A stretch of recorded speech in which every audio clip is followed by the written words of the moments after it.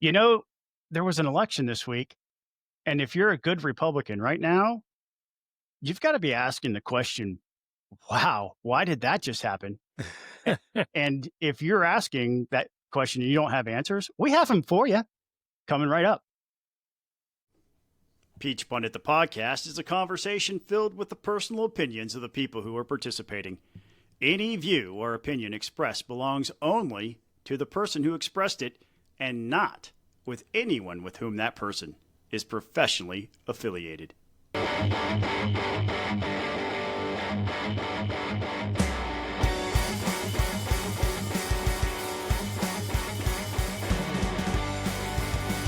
Welcome back into another Peach Pundit, the podcast. We're so happy you're here. We know you have podcast choices, and you've chosen to listen to us, and for that, we are grateful. My name is Scott Turner. That is the very happy, shiny person known as Buzz Brockway. Hey, how you doing, Scott? I'm joyful because the Bible tells me that I should be joyful no matter what. Book of James says, consider it pure joy to experience trials of many kinds. And a couple days after a statewide election for Public Service Commission here in Georgia, boy, yes. I mean, you really got to try to be joyful as a Republican. How about you?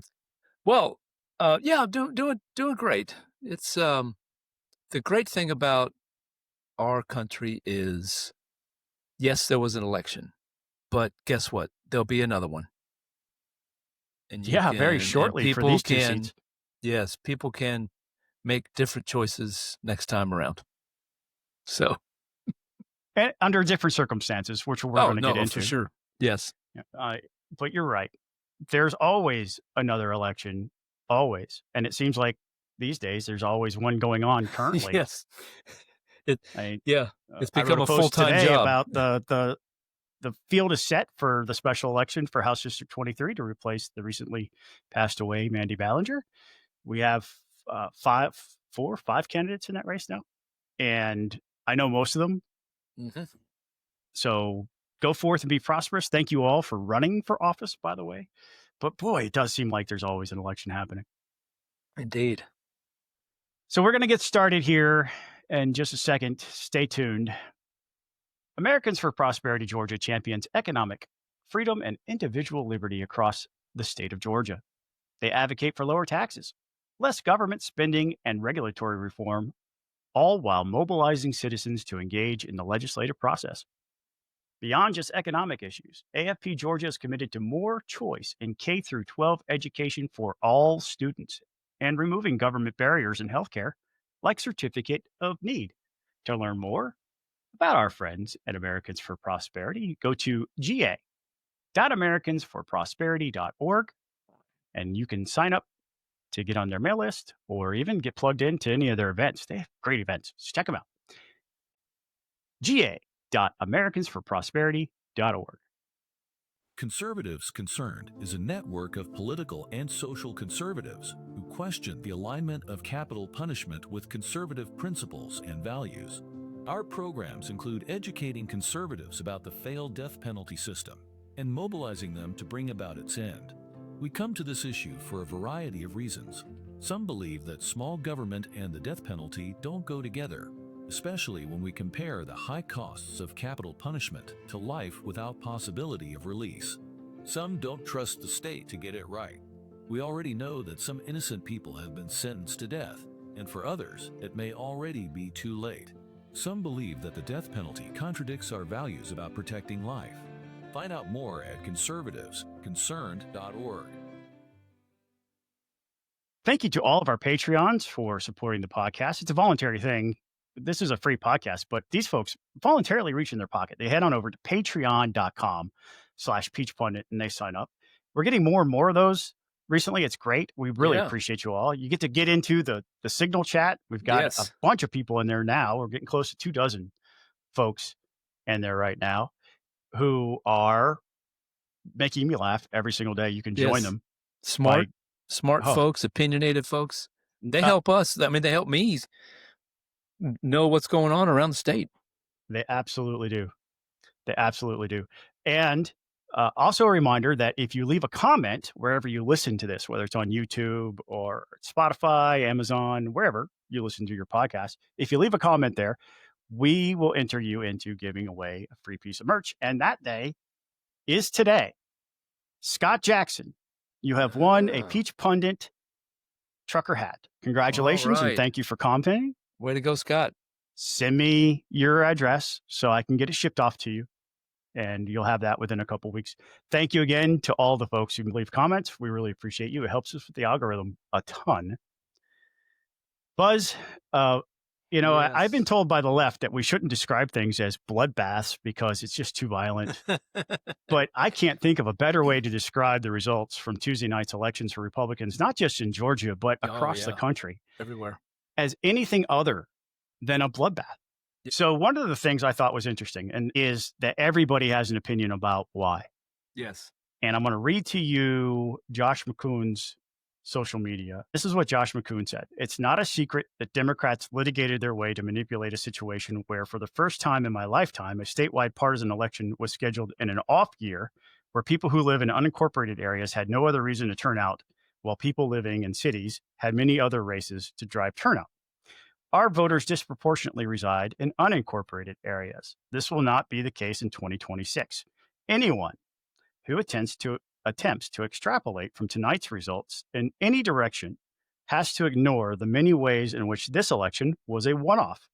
That being said, there's always work to be done in a competitive state. I'll be rolling up my sleeves to work alongside those interested in doing the work necessary to win, as always.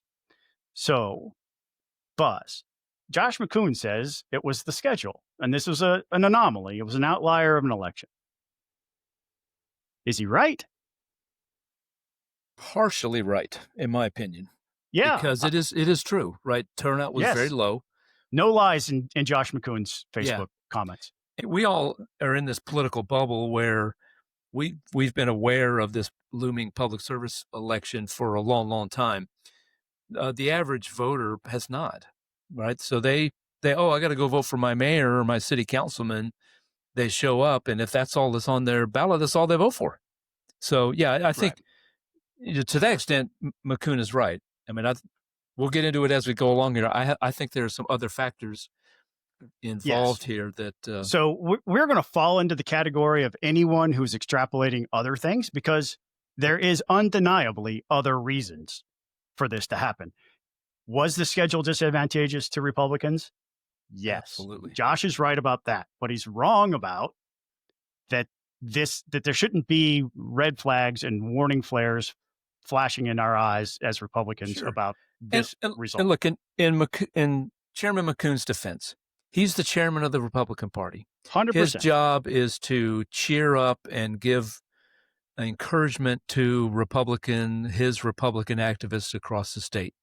Yep. I hope that what he's doing internally is having discussions and thinking about some of the things that we're going to bring up because there are headwinds for a Republican Party, right? And I hope that, and I imagine he is. He's a savvy political guy.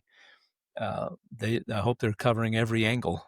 Well, in the event that the Republican Party wants to engage in that introspective behavior of self-analyzing and determining what other things could have possibly been, let us serve you. Let us We're be here to a help. resource. We're here to help. We're here to help because there's some things that we need to deal with, and it's not just the schedule. So we're gonna play this game. Buzz is going to go first. Now that I've set it up, Josh has said we gave the first one to the chairman. The chairman says it's the calendar. Buzz, why did the Republicans lose on Tuesday night? Yeah, so there's a fellow named Derek Thompson, and he co-wrote a book with what's the gentleman's name? Ezra Klein. Ezra Klein. They co-wrote a book called Abundance, and they're Democrats. They're left wingers, and they are trying to get the Democratic Party to care about what we on the right would call economic growth and prosperity and human flourishing and those sorts of things. They are labeling abundance. They want to create a new category of Democrats called Abundance Democrats who are out there and trying to get everybody to do well. on his Substack today, Derek Thompson, he wrote, the title of his post is "The Democrats Have a New Winning Formula." And he goes on to detail, in great detail, to back up his claim that the number one thing that got Donald Trump elected was the economy and inflation, right? The jobs, the economy, inflation, those are all kind of wrapped together as one. And that he has failed to deliver on that topic thus far in his administration. And he doesn't mention the Public Service Commission races, but he talks about how Zoran Mandami talked about how I'm going to freeze rent and I'm going to make the buses free. So that's an attempt to say I'm going to lower your costs, right? Abigail Spanberger and the lady Mickey Sherrill, and both Democratic women who won the governorship of Virginia and New Jersey, respectively, were hammering their Republican opponents on the economy, on affordability, is what Derek Thompson calls it. He puts this all under the umbrella of affordability, and things are not affordable for a heck of a lot of people here. Now, how does that tie into the Public Service Commission races? The accusation that the Democrat candidates made against Fitz Johnson and Tim Echols were that power rates, specifically Georgia Power, have been raising rates over and over and over. And these guys are in the hip pockets of Georgia Power. And they're going to do something. They're going to put an end to that.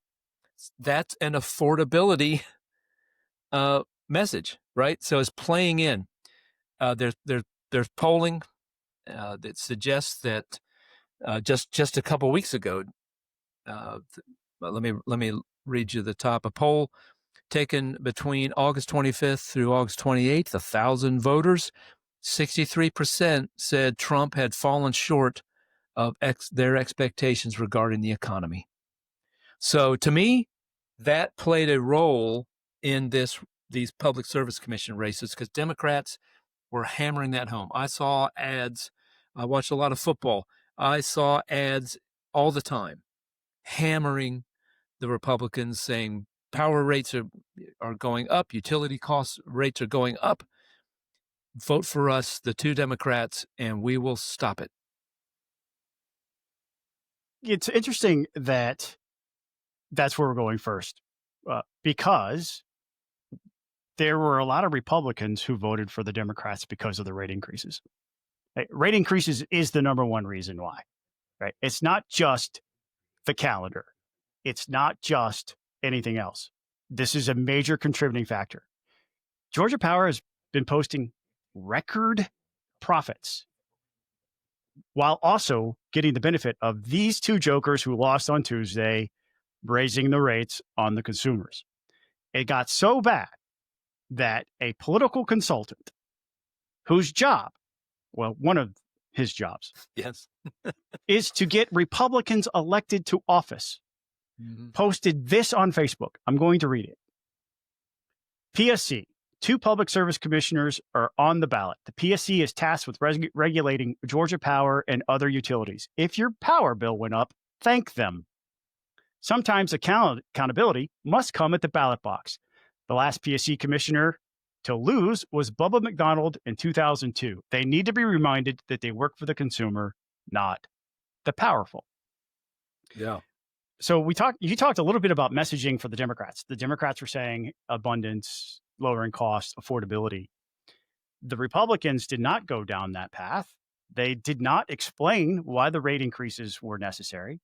They instead decided to message about DEI and don't California my Georgia and all these things that didn't explain to people why. And to the point where Tim Echols, right? That was Tim Echols doing all that stuff, right? Yeah. Well, here's the thing is that after he loses, Tim Echols says this: we're attempting to scare our Republican base. I want to give credit where credit is due here. They employed a strategy that had a single focus, and they were able to get folks looking at that power bill. And then some commentary around those two quotes is Republicans leaned heavily on MAGA-infused cultural attacks in a race that had little to do with culture wars. Democrats responded by keeping the focus fixed on higher bills and not ideology. In a low information race, simplicity matters. And that's when Eccles questioned why he went full MAGA. Well, DEI and scaring people into voting for you may not be the wave of the future. It works really well when you have somebody like Kamala Harris, who is a known individual, saying things like, yeah, taxpayers should fund sex change operations of convicted felons while they're still in prison. Yeah. That works. That worked. That's why we know it works.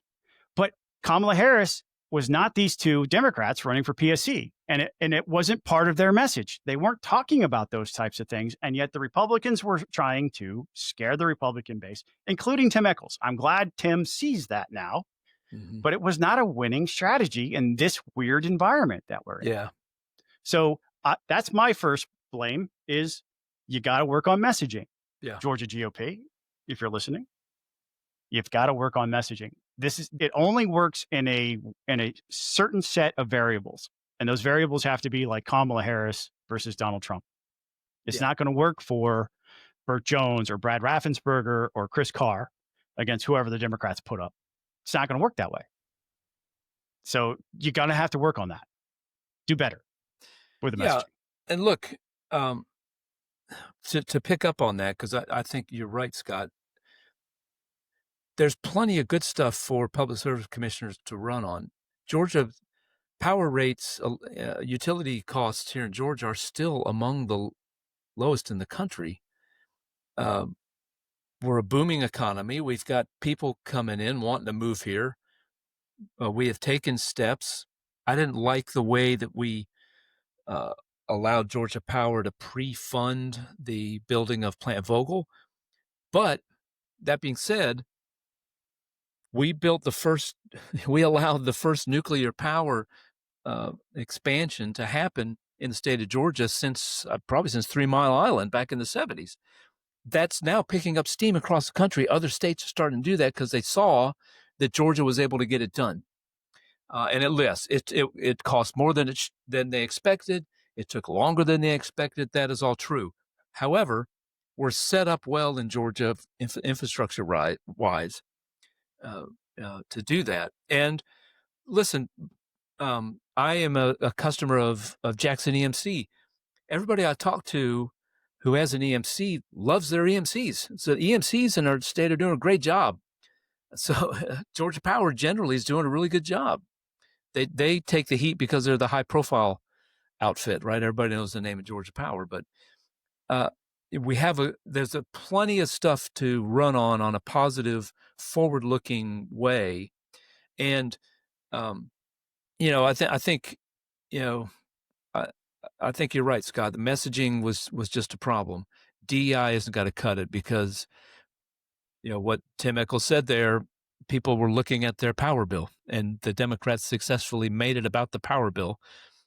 So go the figure. Answer, a race about power bills was about power bills for them, and ours was, don't be like California. So the answer is not make up other issues to try to scare people. The answer is to explain to voters all the positive things you've done to keep that power bill lower than other states. Right. Which is hard to do if we don't have the education of we're still lower than everybody else, even after the price hikes. And that argument wasn't being made at all. Yeah. Yeah. I think part of the problem here in getting messaging out in a race like this is you're having to cut through a lot of noise, and it takes a lot of money. The weirdness of the Public Service Commission is you represent a district, you got to run statewide. Running a statewide campaign is expensive, and there just wasn't a lot of media out there.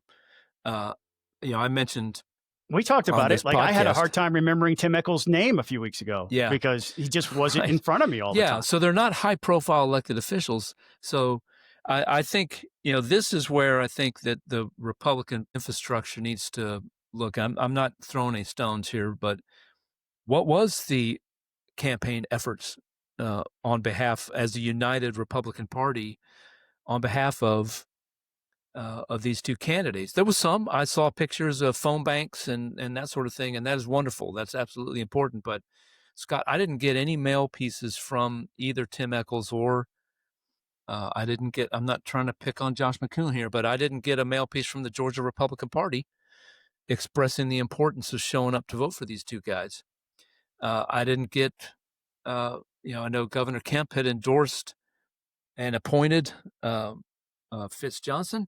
I didn't get any communication from hardworking Georgians on to come out and vote. So I got a piece of mail from my state representative, Sandy Donatucci, that was kind of part newsletter. On the back was, "Hey, go vote for my friends Tim Echols and Fitz Johnson." And I got like two pieces of mail from I can't even remember the name of an organization, totally nonpartisan, did not even mention the name of any candidates on it. I went to their website too, and it just basically said, here's what the Public Service Commission does. It's important for you to vote. Didn't tell you who to vote. So, where was the campaign? I saw TV ads for the Democrats, silence media-wise from the Republicans, and that's a problem. Yeah. I'll tell you another reason why Republicans lost on Tuesday, and it's the Trump effect. Let's just deal with it. Trump's not going to be on the ballot, but the midterms are coming up. It was the first opportunity for voters, not just in Georgia, but across the country, to come out and express their displeasure with the direction that the country is heading. If you're going to blame the schedule for the shellacking, it was a 2-1 margin. Yeah. You can't blame that on the schedule. Yeah. Because you just heard from a Republican strategist whose job it is to elect Republicans, telling you, hey, go vote for the Democrats. I'm going to go vote for the Democrats. Yeah. And the Trump effect is in play. The government is shut down right now. There are a lot of people who are wondering, who've been working for a full month, whether they're government contractors, air traffic controllers, people who are looking for their SNAP benefits. There's a lot of things going on right now where it formed a perfect storm. Today or yesterday, McDonald's just said their quarterly sales are down 9% from low-income families. And they're able to track that because they have apps now, and they're able to determine what percentage of their revenue is being generated from different demographics because of the app.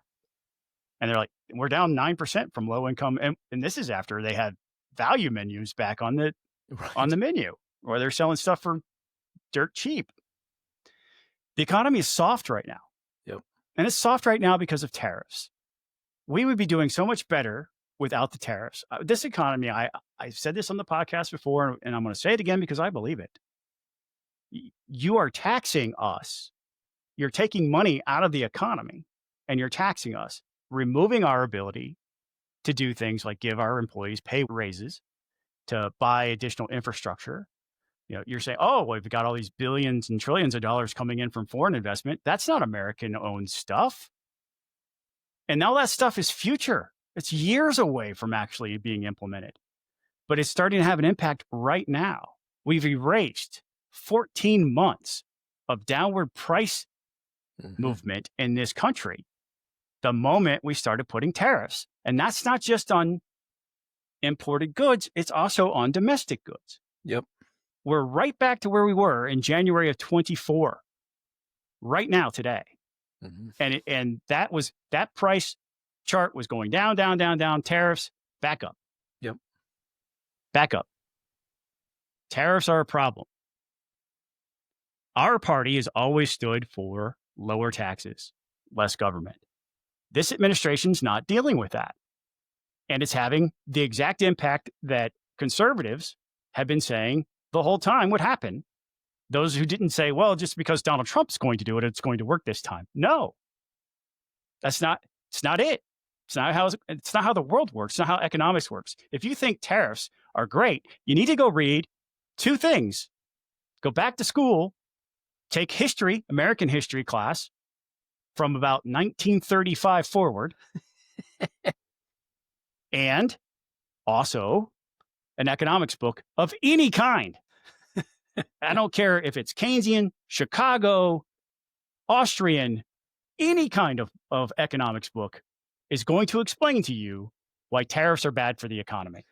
Or the TLDR version of that would be watch the clip from Ferris Bueller's Day Off where Ben Stein is the economics professor and explains the Smoot-Hawley Tariff Act. You don't even have to go and read a book. You can watch the movie. And everybody in America should have watched that movie by now. And if you haven't, go watch it right now. Stop the podcast. Go watch Ferris Bueller's Day Off. You'll thank me later. One of the best movies in American history. Pure cinema. What's your next reason why Republicans lost? So Scott, speaking of the shutdown, it's become apparent now that the shutdown was part of the Democrats' election strategy. They probably didn't think that they would pick up these 2 Georgia PSC seats, but it had an effect. It had an effect, as you talked about, voter anger over the government being shut down, federal employees in different entities not being paid, still being asked to come to work. That's just wrong. I mean, it's just wrong. But now, and the Democrats caused this shutdown because they refused to vote for a clean CR, as had been done many other times in the history of standing upon the brink of a shutdown. They come together and they vote for a clean CR, right?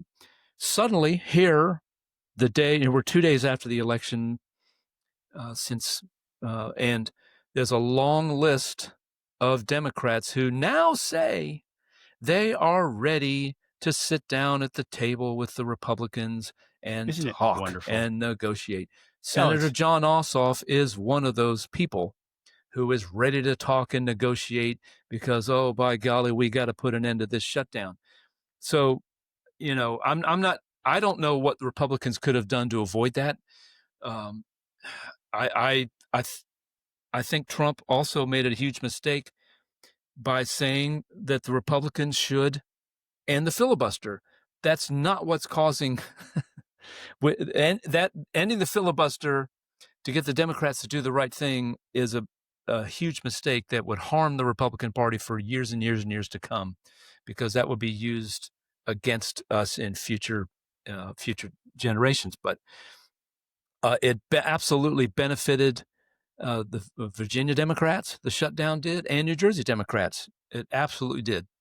Mondani in New York, I mean, he benefited by running against, a collection of the worst candidates that people could field. And so he came off as this young, energetic guy looking to the future with bold ideas. And so he sailed on to victory. But absolutely, it's should be plain to everybody that the shutdown was a Democratic ploy to win these seats. I'm not talking about Georgia. To win on Election Day the other day, and they picked up these 2 seats. That was a contributing factor, no doubt. Another thing, the enthusiasm gap is real. The No Kings protests happened just a few weeks ago, creating a lot of energy on the left to go and vote anywhere else, for anywhere they could to throw out a Republican. And it didn't matter what Republican. If you are looking at Georgia and blaming just the calendar, you are being myopic. You are not seeing the entire big picture here, because it was not relegated to just Georgia, this impact. So you can't blame Georgia's weird election calendar for the fact that a guy named Jay Jones, who openly talked about wanting to see the child of his political opponent murdered in their mother's arms. And if you're not familiar with that, that's what the guy actually texted to somebody, thinking, you can look it up. Yeah, I'm not making stuff up. That's what happened. And that dude's now going to be the Attorney General for the Commonwealth of Virginia. Yep. That does not happen because of Georgia's election calendar. This was something that happened nationwide. Mamdani is a great example of it. Even the moderate, quote unquote, like still progressive, Cuomo's still progressive. Yes. Even that guy couldn't beat Mamdani because people are just tired of the status quo. Mhm. The status quo is about affordability again. It's a great message that the Democrats are clinging on to, Mhm. but you can't blame the calendar for what we saw nationwide Yep. because it wouldn't have been Georgia would have been an outlier if that was the case, but it Yeah. wasn't. So you're going to have to look deeper. Yep. You're going to have to actually try to figure out how you do this. The candidates were really bad. That's my next reason. Tim Echols is just a weird dude. You know, I asked our Signal chat, how did he get elected in the first place? He got elected before I did. Every conversation I've had with him was a little strange. He was really big on the electric car subsidy that we used to have, and He was drove really when he first got elected. He drove a Nissan Leaf. no. What was a natural gas powered vehicle? Really? Yeah. All right. So I just remember having a conversation with him. There was a guy who used to live up the street from me who was really good friends with Tim and did some work for Tim. And he was really like, when we voted against HB 170, which had provisions in there to remove the tax exemption on electric vehicles. Like the Nissan Leaf used to be the number one selling car in Georgia because the government was basically subsidizing the entirety of the lease payments. Yeah. You can essentially lease it for free for 3 years and Right. turn it back in and get another one. Yeah, and you would get a tax credit for all of the payments that you were making on it. It was a great deal for if you're Nissan. It was a great deal if you didn't mind not being able to drive further than 50 miles down the road. But he was really upset about that. It was like, well, that's not really conservative, Tim. Like, we shouldn't be subsidizing Nissan. It's so important to whatever. He's a weird guy. Fitz Johnson's never won an election. He's run for several different things. And Fitz Johnson has said already, I'm running in 26. And I'm here to tell you right now, if you're in the Republican Party, you need to dissuade him from that notion. I like Fitz Johnson. I voted for him. I voted for him for school superintendent back when he ran against Richard Woods. That's how much I like Fitz Johnson. Yep. Right? I think he's a great guy.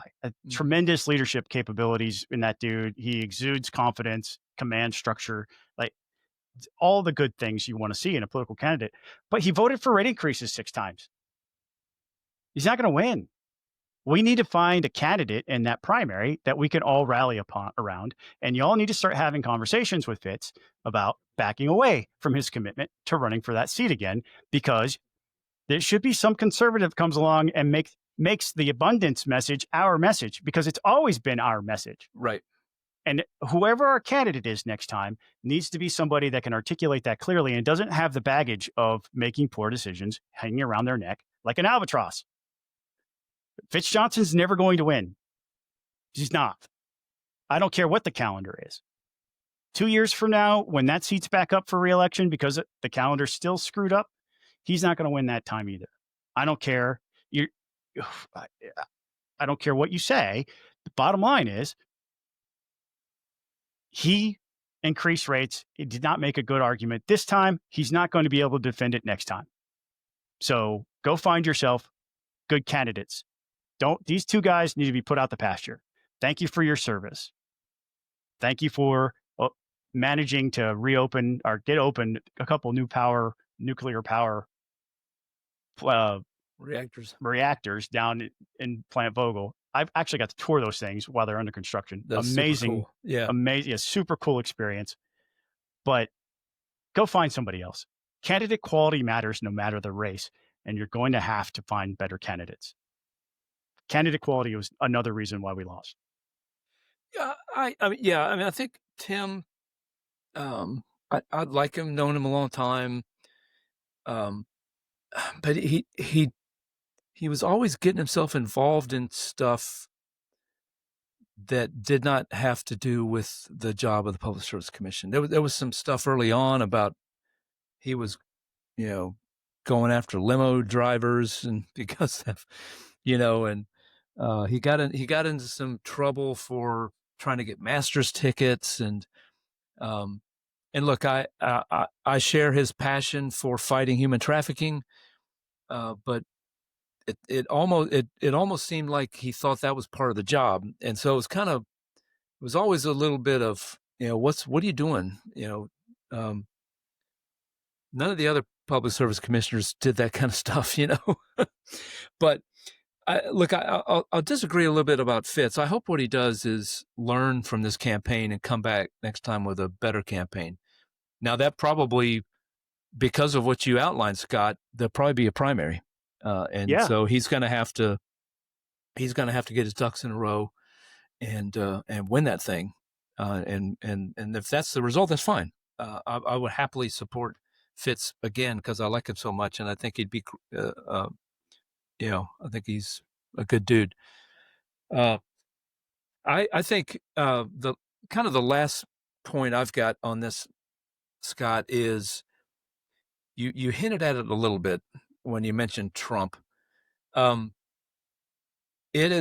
We are in a situation now where Trump is a lame dunk.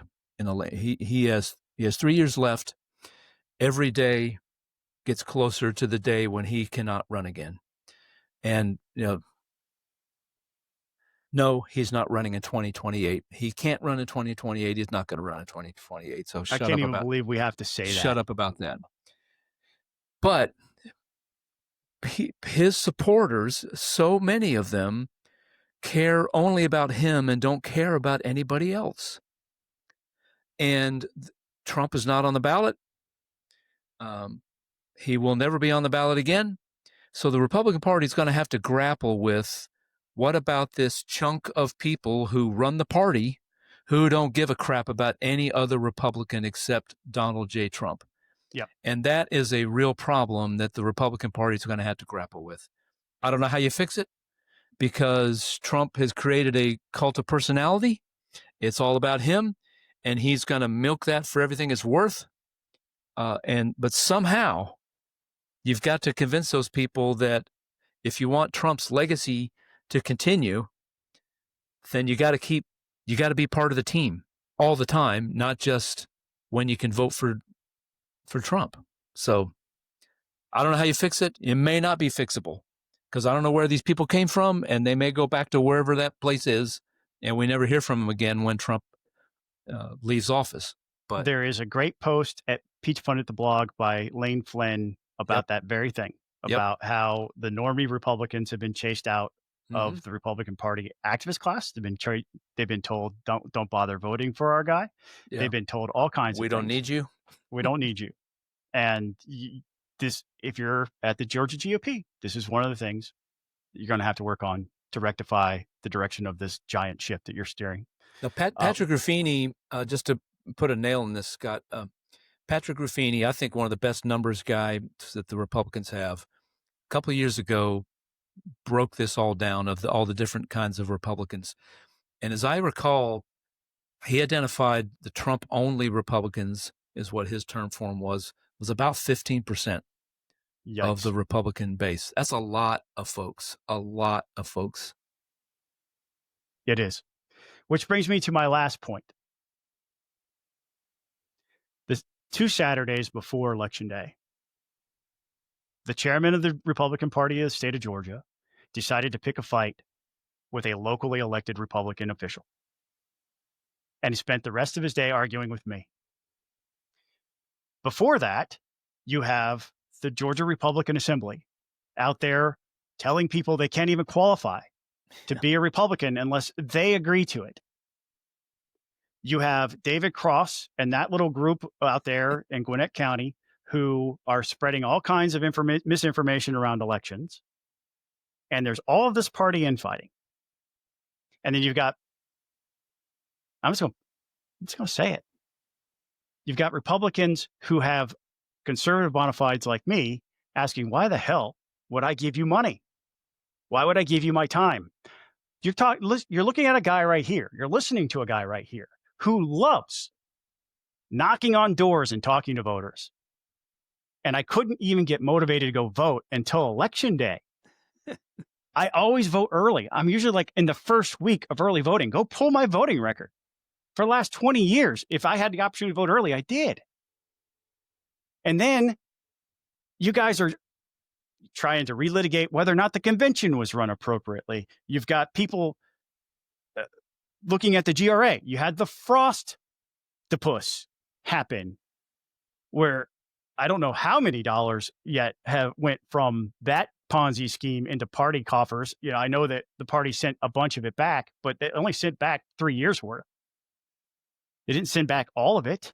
And I praise them for sending back what they did. Yeah. But you had all of these distractions at a time where you should have been focused on the job, which is getting Republicans elected. And we didn't see the effort. We didn't see the coordination. I saw people knocking on doors from TP Action, Turning Point Action. I saw people knocking on doors. I see people knocking on doors right now for Americans for Prosperity, for state legislative houses. They're still out there knocking on doors. They're not even up for election until next year. And they're out there knocking on those doors. That's how plugged in and organized Americans for Prosperity is. And I'm not saying that just because they're a Patreon here. They're doing the work. Yeah. Instead, what I have seen is attacking me publicly for standing on constitutional principles like separation of powers, spending untold tens of thousands of dollars on a lawsuit, fighting for an unconstitutional scheme. You've abandoned your principles.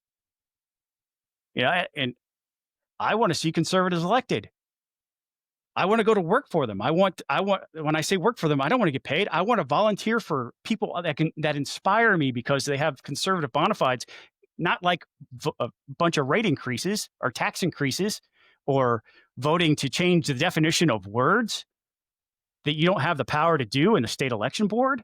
You're spending all this time trying to manipulate the state election board through unconstitutional rules like this. And that rooster hasn't come home to rest yet because they're still doing it.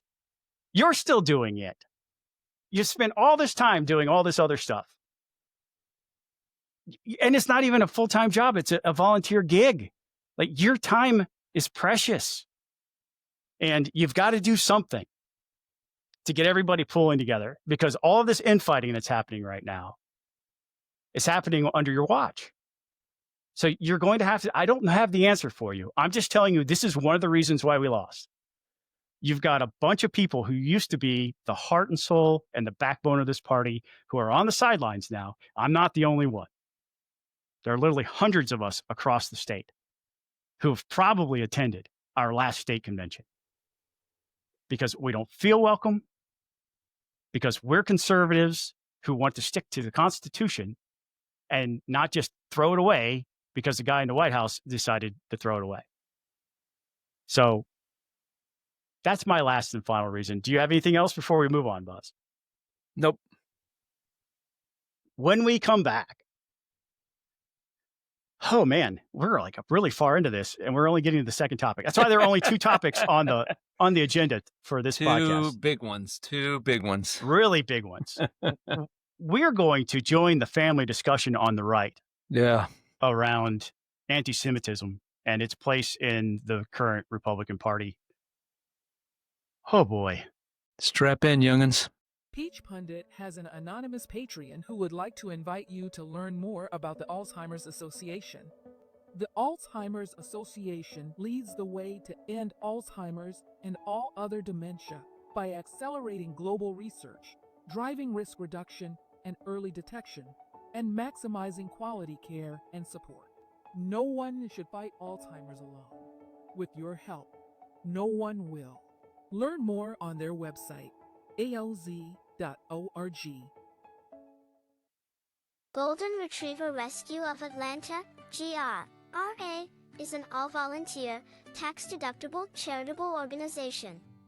They are dedicated to providing veterinary care, comprehensive evaluation, and foster and adoptive homes to golden and Labrador retrievers who are abandoned, mistreated, neglected, or left in shelters throughout Georgia. We encourage you to visit their website grra.com and help connect people and dogs that need each other in their lives. You truly can make this world a better place by helping find homes of gold for these golden-hearted pups. So, just by way of backstory, really quickly, in case you haven't heard, Tucker Carlson has an enormous audience. Invited last week as a guest to his show a fellow named Nick Fuentes. Now, if you're not familiar with Nick Fuentes, he has a pretty substantial following as well himself. He's 27 years old, young guy, talented. You listen to him, he's entertaining, he's talented, and he has built up a following and almost a cult-like organization of people that he calls Groypers. They are the followers of Nick Fuentes. And Nick Fuentes, out of his own mouth, hates Jews, is racist against African Americans, wants to see Jews killed and African Americans thrown in jail, thinks women are all very nasty words that we can't say on this show, and on and on and on. And he hated Charlie Kirk and had declared war on TPUSA. And his Groypers would show up at events for several years and years, show up at his events to cause trouble and to cause mischief and on and on and on. So Tucker Carlson has him on, and it is just a polite conversation between two pals. I saw one person describe it as just like a kissing contest. I mean, they were just making gaga eyes at each other. Yes. Tucker, I haven't watched the whole thing. What I've seen and what I've watched, I did not see any pushback. The closest thing I think I saw from Tucker, the closest thing I think I saw to pushback from Tucker on anything that Fuentes said, or bringing up any of these outrageous things that Fuentes has said over the years, okay, was when Fuentes said, "I love Joseph Stalin," and Tucker kind of went, "Huh?" And he goes, "Oh, I didn't really push back." No, he said, "Yeah, we'll come back to that later, but go ahead and make your point." Right. He Fuentes also says Hitler is cool. He thinks Hitler is cool. And compare and contrast that. Holocaust is made up. Compare and contrast that to how Tucker Carlson treated a conservative named Ted Cruz. Yes. And just absolutely blasted him. Yeah. For his take on taking out Iran's nuclear capabilities. And not knowing the population of Iran, and hammered him on why Christians in Senator Cruz's view should support Israel. Right. But agreed with Fuentes over and over again on everything from the existence of Christian nationalists and how much Tucker Carlson hates Christian Zionists. Christian Zionists. Yep. And so this, of course, drew the predictable response from everybody else. They're like, what in the world is going on the right that this would happen? And it set off we could spend hours talking about the fallout from all of this. I think the biggest fallout is Kevin Roberts, the CEO of the Heritage Foundation, a man that I know and have great respect for. He's a good man. He's a smart man. Made a just ridiculous statement and talked and said, I'm standing beside Tucker Carlson. Heritage and Tucker Carlson have had a relationship for a long time. That's going to continue, according to Kevin Roberts. He didn't just say that, though. And he went further and he said, there's this, I forget the exact phrase. Venomous coalition is how he described people who are being critical of Tucker Carlson's fluffer of an interview with Nick Fuentes. Yes. All right. And of course, you can watch, there's all sorts of turmoil now within and around Heritage Foundation. And, whether Robert survives as the leader of that organization is yet to be seen. There have been longtime scholars who have left now. Mm-hmm. Steve Moore didn't identify, Steve Moore chose today to announce that he was not going to be working there anymore. Steve Moore, for those who don't know, one of the co-founders of Club for Growth, another great conservative organization. And the timing, according to Steve Moore's Twitter, was about him having a new opportunity. But that's not what his very wife, suspicious. That's not what his wife tweeted earlier in the day in a now deleted tweet. But nevertheless, there was another gentleman who's been, I forget his name, but a long time, well-respected scholar. There's an hour and 43-minute video of what some are calling a struggle session. It wasn't. It was an attempt by Roberts to calm the waters there because he more or less has a staff revolt going on. Mm-hmm. And boy, if you want to, and he's doubled down since, Yes, this is what was interesting is he went to Hillsdale College and he doubled down and he tried to over-explain himself. He said the words, I apologize, I was wrong. But anyway, that what's going on here is a fallout effect. None of that would have happened if Tucker Carlson had just brought up a handful of things, of outrageous things that Fuentes had said and taken him to task for that. If Tucker Carlson had been Tucker Carlson and treated Nick Fuentes the way he did Ted Cruz, he would have destroyed Fuentes. Fuentes and the Groypers would be, speaking of bloodbath. So a logical person could reach the conclusion that Tucker Carlson sees Ted Cruz as the enemy and Nick Fuentes, the anti-Semite who has an affection for Hitler and Stalin, as his ally. Yeah. Right. Now, J.D. And Heritage Foundation is spending $75,000 of their money on every episode of the Tucker Carlson Twitter show. I think those have ceased before this happened, but yes, they were. They spent a lot of money advertising. But anyway, J.D. Vance is mixed up in this because... Tell us why. This is brilliant. Well, first of all, his son, Tucker Carlson's son, works for J.D. Vance.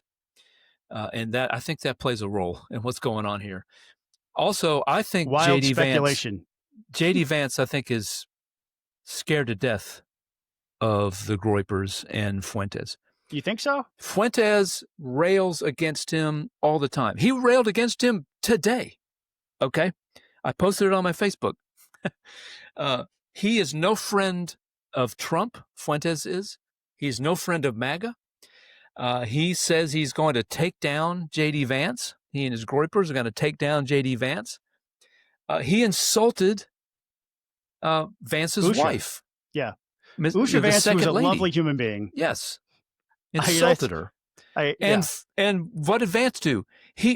But good grief, he did not, on a Sunday show this past weekend, they brought that up, exactly what he said. It was, again, language that we can't use on this podcast and we wouldn't use in describing the Second Lady of the United States. And talking about a weak answer from the vice president. I mean, Scott, if someone had insulted your wife, and you were asked about it by a reporter, what would you say? Probably a heck of a lot of stuff about... So I'm going to go punch that little punk in the face if he ever, It would start with, come look me in the eyes. Yeah. Right. J.D. Vance served in the military. But Vance whiffed on that, and it was embarrassing. J.D. Vance is built like a football player. Nick Fuentes is built like a Urkel. Yeah. And he probably hates that I just compared him to a black nerd. Yeah. But that's where his mindset is. The guy is a piece of garbage. He's a human piece of garbage. And he's got millions of followers.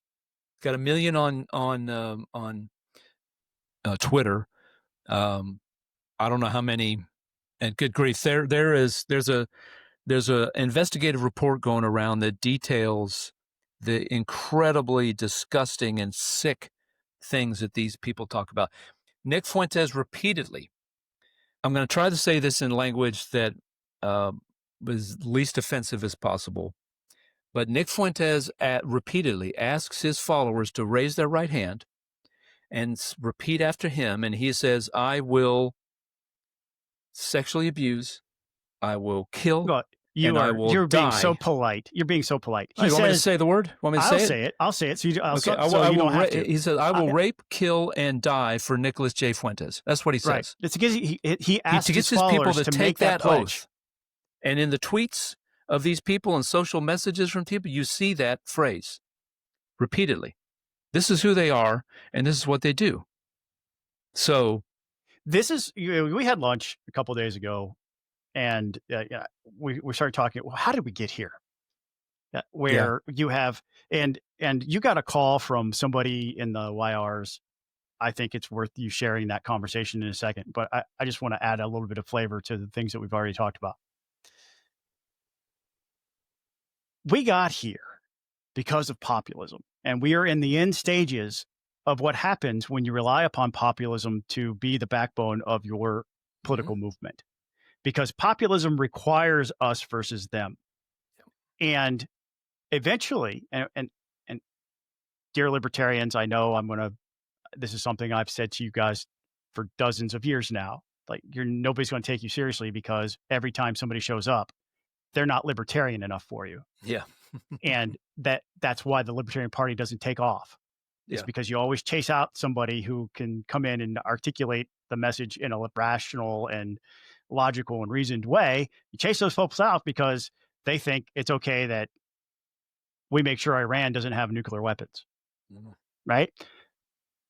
But we're in the end stages of populism now because it's us versus them, but we're starting to look at each other and say, well, no, Groypers versus normies versus NatCons versus TPUSA right. Folks and so on and on. It becomes a circular firing squad where the them that you're fighting against is actually us. And they come in because they've been told, well, first of all, they can't be deplatformed. There used to be that people like this would be ridiculed. They seem to feed on ridicule. Oh, absolutely. So me telling Nick Fuentes he's a piece of human garbage. He loves it. Yeah. He loves it. His followers love it. Right. Yeah. Because I'm just trying to tell everybody how to think, according to him. Yeah. Instead of just saying what you're doing is wrong and is damaging to the long-term health of this country. And there's nothing productive at all that's going to come out of the words that you're preaching right now. Nothing. Yeah. So my concern, is where do people turn to reunify? And how pervasive are the Groypers in our movement? And I put this in the Signal chat a couple of days ago. Somebody tell me that this isn't real, that my young Republican card expired about 10 years ago. I'm an old dude now. Yeah. I don't hang out in those circles. I don't go to college campuses and hang out with the YRs anymore. So we had some feedback that this is pretty pervasive amongst the Republican youth. They're not all conservatives. Yep. But we are in this scenario where we're going to have to deal with it. Yep. What gives me a great deal of hope is that Kevin Roberts has gotten blowback for his comments. And a lot of other people too, right? And a lot of other people too. Candace Owens. Owens. There are people that are getting skewered over this by people on the right. Yep. We have seen anti-Semitism on the left for a very long time. Rashida Tlaib, Omar. They're electing Zoran Mondani in New York, right? Right, exactly. So, I mean, if you're a Jewish New Yorker right now, you got to be thinking, oh my gosh, what am I going to do? But all that to say, though, is how big is it? How big of a problem is it within our movement that the youth are like? How many are there? Yeah, I mean, and do we need to engage in some sort of new McCarthyism to root this stuff out? Yeah, I think I'm kidding. By the way, somebody's going to use they're going to clip that and use it against me later. Right. So there's a number floating around that I really heard even a couple of weeks before this interview that started all this furor, was that 40% of Capitol Hill staffers are Groypers. A lot of people are doubting that number, right? But there's some. And I think that it's some number much larger than we want it to be. And evidence of that is the controversy just a few weeks back about the private chats of young Republicans from across the country who were talking like Groypers, right? They were talking about all this horrible stuff that they wanted to do to Jewish folks and to women and on and on and on, sounding a heck of a lot like Groypers. I think you're making an excellent point. Yes. Is that every elected Republican right now, every elected Republican needs to be looking at their staff and going and having a fatherly or motherly conversation with everybody on their staff. Yeah. About right and wrong and the fact that your behavior outside of their office also impacts their ability to do their job inside the office, and most importantly, reflects poorly or good on the elected official that they're working for. Yeah. You, as an elected official, right now, if you have staff, you need to be talking to every one of your staffers, and it's not just your people who work in your office, but in your campaigns too. Yep. And look, you need to show some leadership. This is your opportunity to lead these young people out of the darkness. Yes, that's the key thing, Scott, because I think, how many people are true believers? There's a scary number, no doubt. I think there's some other number who just enjoy. We've built up part of this. I'm not trying to lay this at Trump's feet, but this is Trump drew a big crowd because he was going to punch the people in the face who had insulted the working class in this country, right? He was going to fight back and he was going to punch them right in the face, right?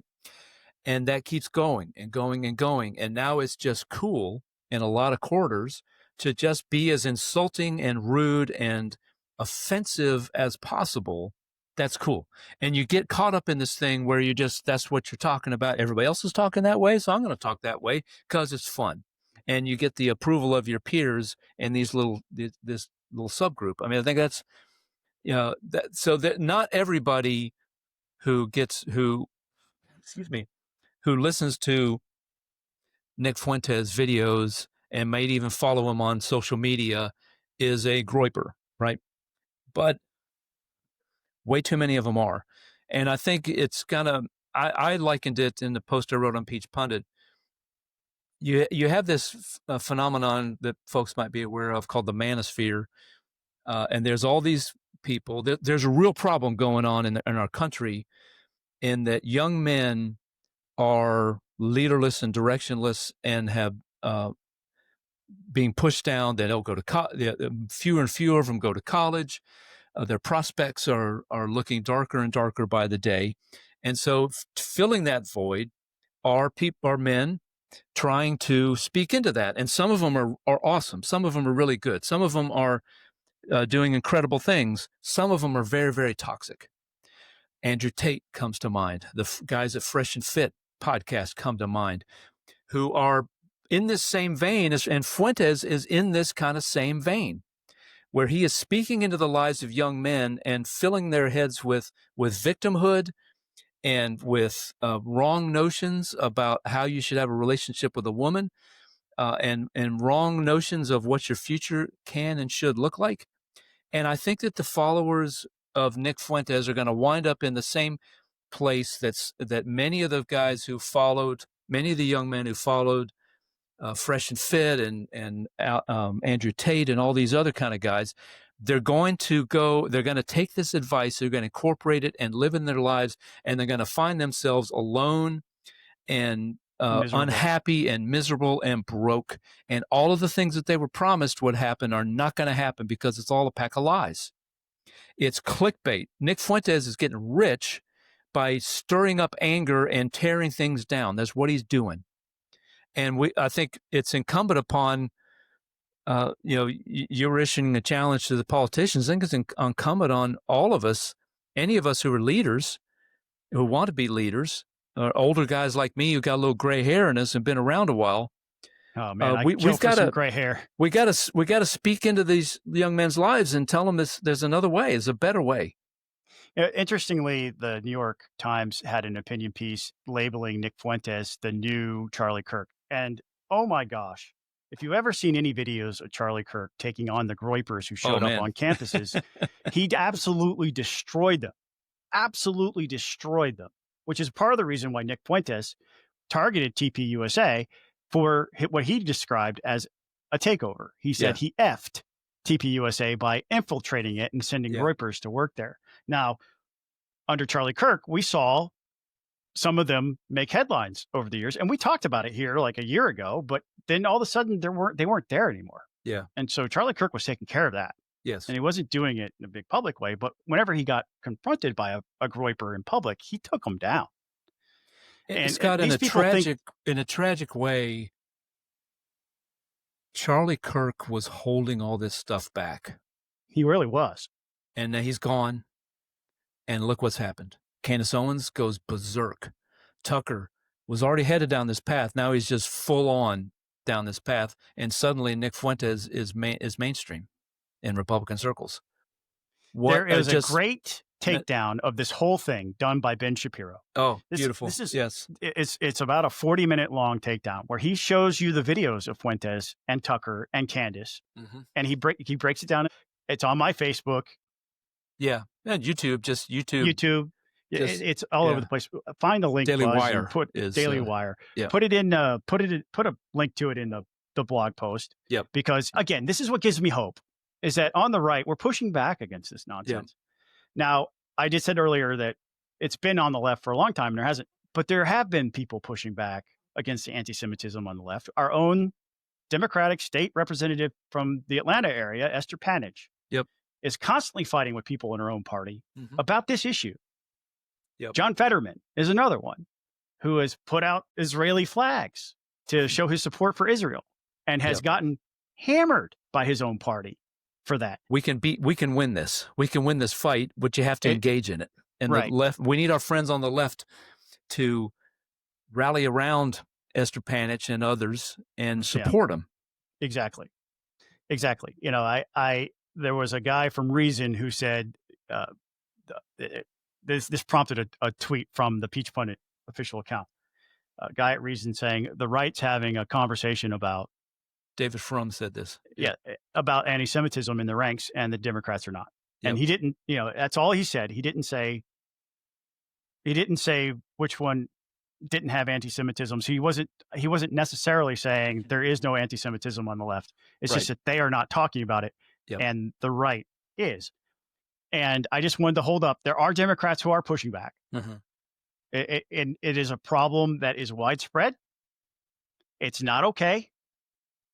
And we're going to have to find some opportunities to work across the aisle to combat this, not necessarily through legislation. I don't think we need new laws for this, but we need to start enforcing social norms. Yep. I said earlier, in the old days, they would have deplatformed them, right? They wouldn't have had a voice. There wouldn't have been a technology company that would have put Nick Fuentes on their platform. Elon Musk is a free speech absolutist, which has some good and some bad impact here. It's good and it's bad, right? Yeah. It wasn't the government. Well, it actually was. We turned out that it was the government telling Twitter that they had to shut down conservative voices. But, Elon Musk has a role to play in this. All of the platforms that are allowing this message to go out. Mm-hmm. What is their responsibility? Yeah. I don't think it needs to be a law. I think you just need to, even if it's just through economic means, vote with your wallets. Don't support these platforms if they're going to put this type of garbage out there. Yeah. That's really what we're going to have to do. It's going to have to be an organized, consolidated effort where the people that used to be them are now us. And we're working together, even though we have wildly different opinions about the appropriate role of government, how much we should be taxed and what the government should be paying for. On this, we got to unite. Yeah. I don't care if you're a R, D, what your race is. We've got to unite, because any type of hatred like this at all against a group of people can turn ugly. Yep. And every human atrocity in the history of the world starts with dehumanizing the victims. Yep. They're not human. Their life not worthy of life. It's an actual quote from the Holocaust Museum. And these people are out there saying the Holocaust never even happened. Yeah. Yeah. And they're being platformed. Yep. And Tucker Carlson is playing footsies with these people. Tucker Carlson, if you're conservative, he doesn't need to be on your watch list anymore. There was a time for Tucker Carlson. I loved him in his old CNN days. I liked him on Fox News. I thought it was really interesting that he thought the stolen election stuff, when it came out that Dominion was being scapegoated for the election results of 2020, how he was saying that's a bunch of BS in his private text messages with his coworkers. Yeah. It wasn't that long ago. No. That Tucker Carlson was a perfectly rational person who would never have put up with this stuff. But now he's had this epiphany that when he's no longer on the air, he's no longer on a platform like Fox News, where he feels free to say whatever he wants. And I got to think that this isn't something that he used to believe. Like, what happened to him? Is he really saying what he believes, or is he getting paid to? Because he's that definitely Russian getting paid. propaganda stuff he put out earlier this year, it was pure propaganda. Yes, he's definitely making money. I mean, there's some. There's a guy in a group chat with who says he has the receipts that he's getting paid by a foreign government. I can't make that claim. I don't have the proof of that. We'll let others deal with that. I don't have to know that he's getting paid to know that he's getting. I don't care if he's getting paid. The work product that he is producing is identifiably propaganda. Yes. That stuff about Russian supermarkets that he put out earlier this year. Oh, yeah, good grief. Pure propaganda. He's never been to an Aldi. I mean, every Aldi has a little quarter where you put it in. Look at this. You got to put in rupees into the cart in order to bring it back. Unbelievable advance.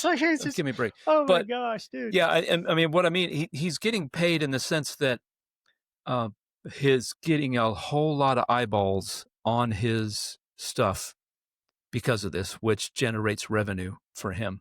So he's getting rich. Again, like Fuentes, he's getting rich by stirring up trouble and dividing the country.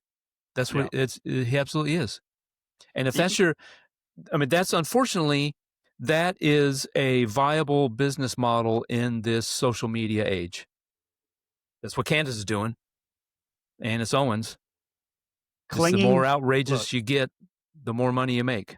I get asked from time to time, what are you doing with this Speech Pundit thing? Why isn't it bigger? Why aren't you advertising? Why aren't you trying? It's not the reason I'm doing it.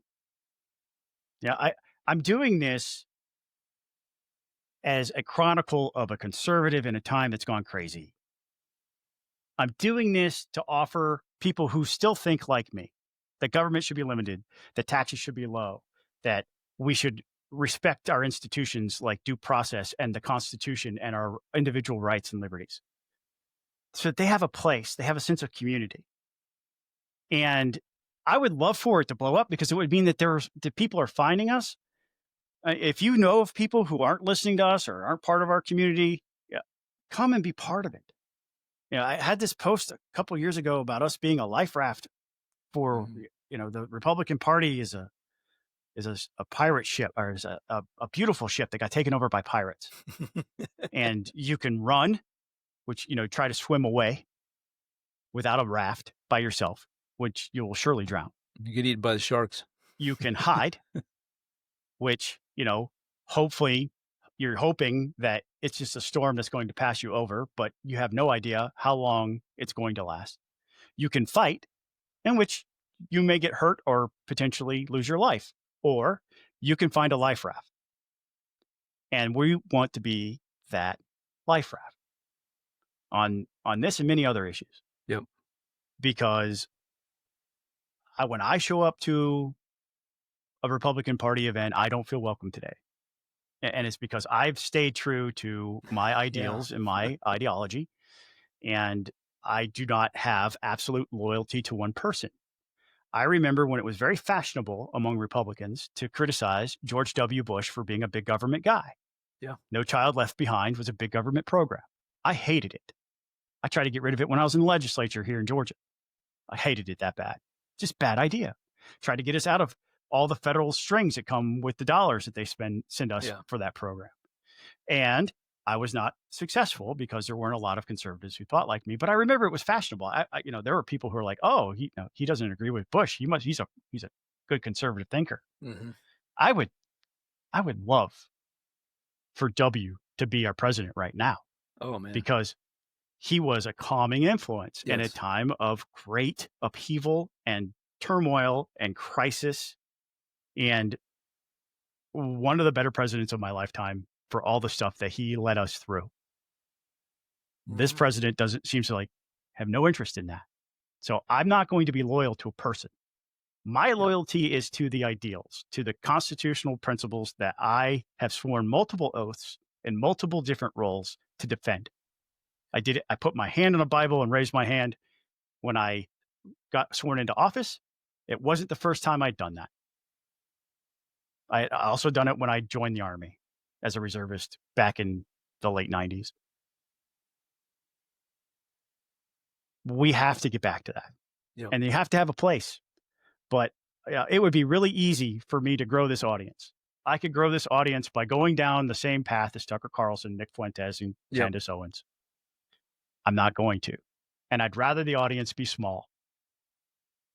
But I hope there are enough of you out there who hear the sound of my voice at this moment and sense a light in the darkness, that there are other people like you. And you come and Not see. alone. You're not alone. Come be part of our community and let's commune together. Buzz, I'll leave it to you for last word. No, I just I want to echo that to the couple of the feedback I got from some of the younger Republicans is they're worried because they're seeing a lot of their friends and a lot of the people in the organizations that they run in falling for the kind of Fuentes worldview. And anyway, I want to help. I want to.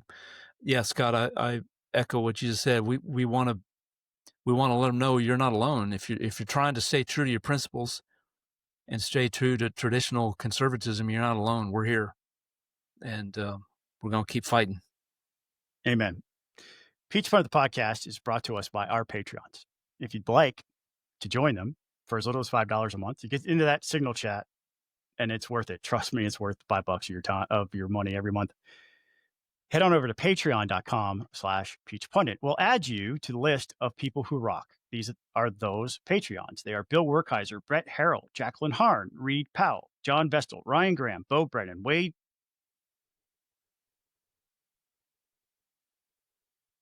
We have 3 anonymous contributors, including one that wants you to learn more about the Alzheimer's Association. Mike Pewick, Stuart Wilkinson, Tony West, and our friends at Americans for Prosperity.